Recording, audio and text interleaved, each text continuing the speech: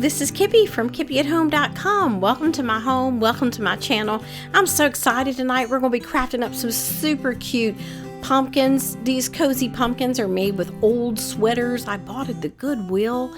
Any thrift shop, or maybe you can shop your own closet, maybe something you grew out of, or maybe it has a stain or a little hole.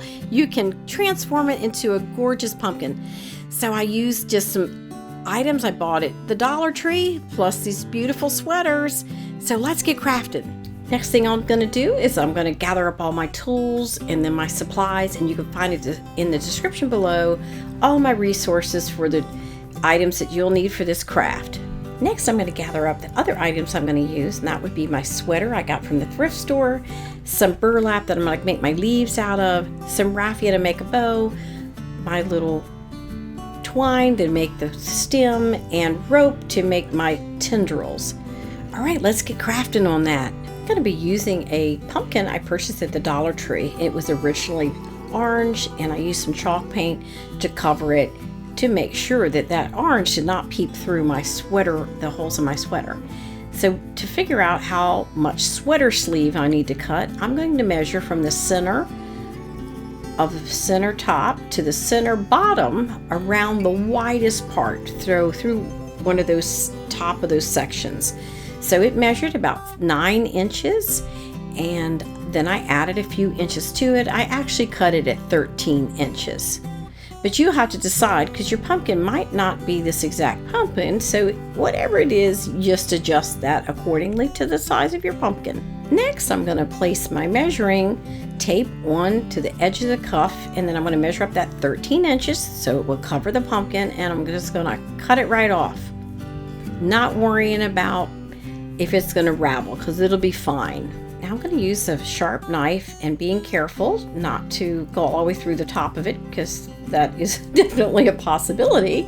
I'm going to cut a circle, and I'm going to cut maybe a little smaller than it needs to be. And the point of the circle in the bottom is that I can put the sweater, so this is a no-sew pumpkin, so I can use this area to hide the bottom of the sweater where there's like it makes kind of a big lump. So I wanted the sweater to go up inside where I've gathered it together at the bottom. So I need that hole to be big enough to hold that. So we'll just get our rubber band and we'll gather it up, and then we'll test to see if that hole is going to be big enough. If not, then I will adjust it to a little bit bigger and just go along like that to make sure I don't make it too big. So I'm going to try to see if my sweater will fit in there, and I can tell right away that that is not going to fit in there. And according to how heavy your sweater knit is, or if it's cabled or if it's a real fine knit, that hole will be smaller if you have a really fine knit. If you have a really bulky one, that hole is going to have to be bigger. But like I said, start out with it small, and then see if you definitely want it to be tight. Now I'm going to use a pair of kitty scissors, like kindergarten scissors, that has a rounded tip, but I'm sure that you have something. Don't use a knife, and don't use a pointed pair of scissors, because you could hurt yourself or damage the pumpkin. So just gently poke it in there, and if it still doesn't go, then you definitely will have to cut a little bit more pumpkin, foam pumpkin away. So just keep working along, just be gentle with it. It only takes a few minutes to get it in there. After you have your knotted end of your sweater down in there with the sweater inside out, you're going to put the sweater down inside the pumpkin and put the hot glue, run hot glue all over. And if your sweater has really got skinny little arms at the end, the armband, you probably need to give it a little relief cut, because it needed to stretch over this large pumpkin. So that would be a consideration, is your sweater wide enough at that end? If not, you might need to cut the entire cuff off. So see how that works, and then just pull it over there as fast and gently as you can, and get that hot glue to help hold that knot in the end of the pumpkin, the bottom of the pumpkin. Once I get the pumpkin all turned outside right, I like to put a little bit of glue along on the inside and pull. If you don't, this is what I found, is that if you don't stretch the sweater a little bit, you're going to lose the ridges of the pumpkin. So you want to kind of see the ridges of the pumpkin, because the sweater, you know, is a little bit bulky and I can't really see them. So I'm trying to just form it to it to give it a little more shape, and just add a little glue and just go around and pull it towards the center and add a little glue. And once you go all the way around, then we're going to use a rubber band again. Once all the glue has dried, then I'm going to go around with my rubber band and I'm going to pull it tight, but not pull it out of the bottom, and going to secure it the best that I can with that rubber band, just to kind of hold it in position, because we don't want our rubber band to be seen. We'll have to cover it, but it's hard to do without having it secured. After my sweater is secured with the rubber band, I'm going to give it a twist around 2 times with tying off with a twine to make sure that it's good and tight. And I'm always concerned about that rubber band on there. If I put hot glue on it, will it melt? So I want to make sure that when I put hot glue on it, that it is not going anywhere. So I'm going to go around it twice, give it a good tie, and then I'm going to start working on making my stem. And I want that piece of twine to be out of my way, but I do not want to cut it off. I'm afraid we'll have it fraying and it'll be sticking out, and I'm just not sure what'll happen. So I just decided to glue it up and just include it in my stem as I wrap it around. Now I'm going to put on my little silicone fingertip protectors, because I really do have to hold and manipulate, so I make sure I don't burn myself. And I'm recommending this particular glue gun that I have. It's a cordless, so you can get a little more control over it, and you're going to need some good control on it, because you want to, get this thing just right so it'll look like a stem.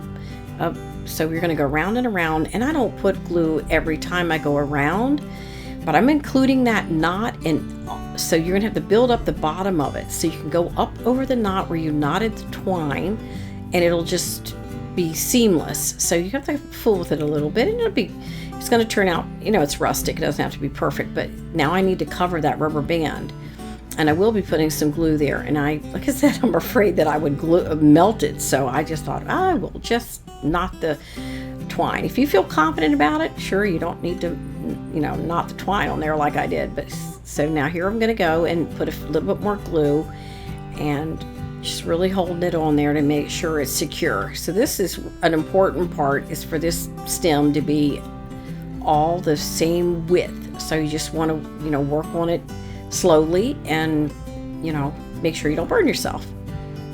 Since I'm making a whole pumpkin patch of sweater pumpkins, I want to make sure that my stem is about the same as the ones I've already made. So I'm just kind of seeing what the height of that one is and do them about the same. It's about 1.25 inches when I finish. So if you want to measure it, but I'm just kind of looking at them to make sure. And you can see the one that I'm working on now needs a few more rows.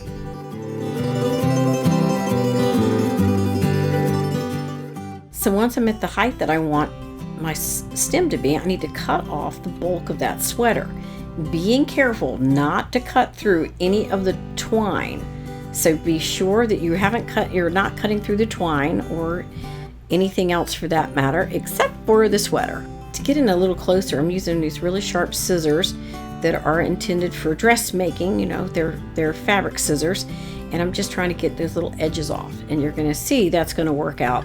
It's going to be really easy to do once you get the bulk of that sweater away. So now I'm going to go back and I'm going to add another row of twine around that edge. So you will definitely need to protect your fingers from this one, because you're going to have to kind of hold this hold it and form it around there, and you definitely could get easily hot glue on your fingers. So and having a hot glue gun that has, like this one, a really small tip, so you're just getting a tiny bit on there. It'll just use up between and and kind of just, first of all, it's a burn hazard and it doesn't look really attractive. So hold it and then move on to the next thing. So this is where it's going to take a little bit of time. Let's just finish in the stem, but it's so worth it. It's so gorgeous. So once I have my outer stem, now I'm going to come into the middle of it and working very slowly and putting a tiny bit of glue at a time and just work in that little area. And you'll just have to use your fingers to kind of form it in there and hold it, and then just keep working that around and around and filling it in, coiling it into the center.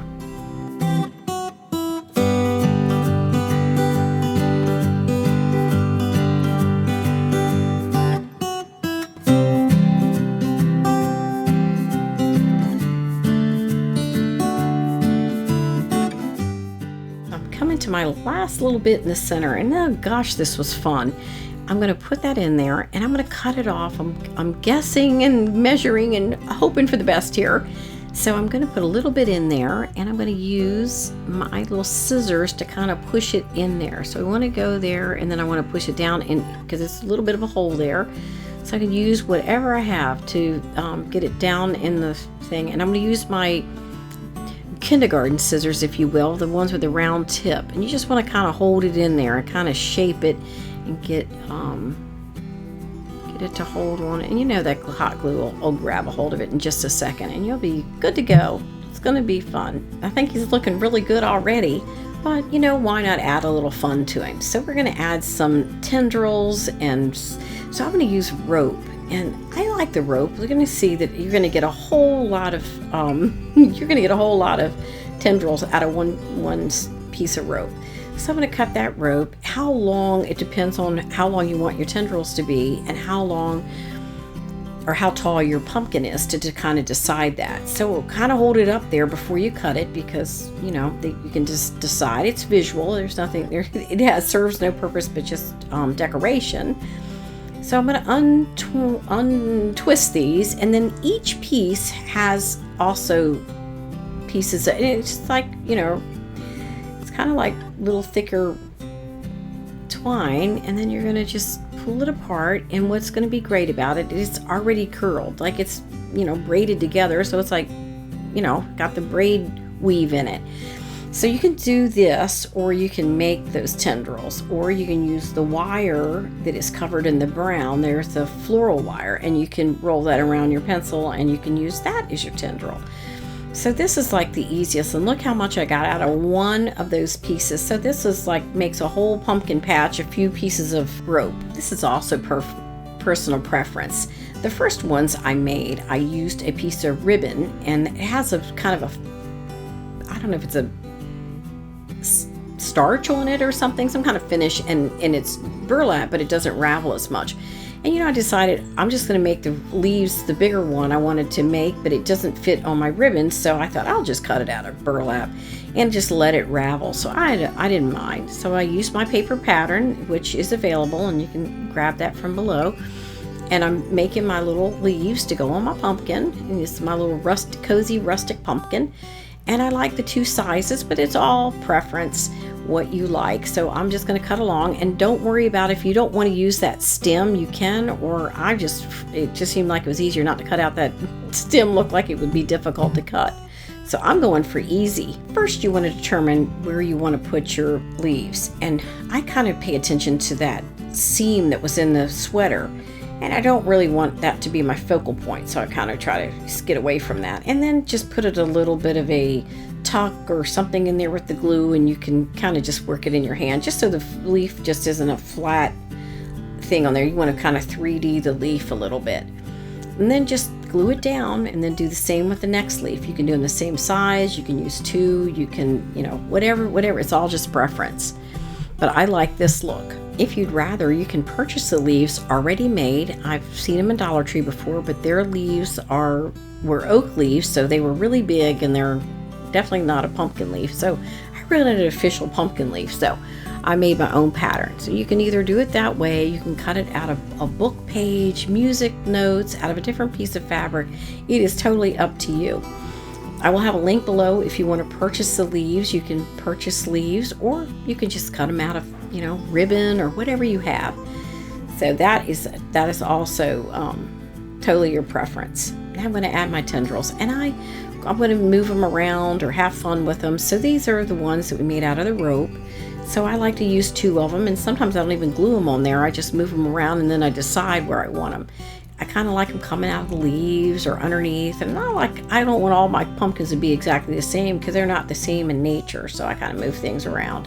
For my little curly tendril, I just use some Mod Podge of pencil and 2 clothespins, and I just put some of that Mod Podge in my hands, rubbed it together, and then rolled it on the pencil. Clipped them on there, left them till they were almost completely dry, and then took them off. And then they make cute, and that is enough. That much that's on the pencil right now. And what I did is I decided about how much I wanted them to be, and that's like twice for 1 pumpkin. So that's enough for 2 pumpkins on there. And it's really, really hard to get off if you wait till it's completely dry. And you can see this was not easy, and it is somewhat wet on there. So you don't want to wait till it's completely dry. Just a little tip. So once you have out about half of it, then you can just cut it off and then add it to your pumpkins. Look how cute that is. That is going to be so pretty. It's going to go through early fall, all the way through Thanksgiving, and right up to Christmas.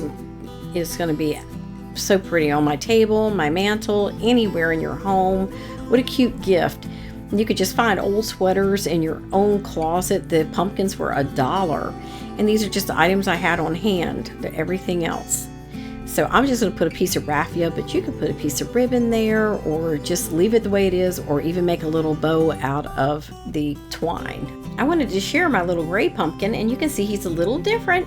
So it doesn't matter what your sweater looks like, they all turn out super cute. So I'm gonna add my little tendrils, and he's gonna be finished too. Look how gorgeous these turned out. Aren't you just gonna have fun decorating this fall? Thank you so much for joining us this evening.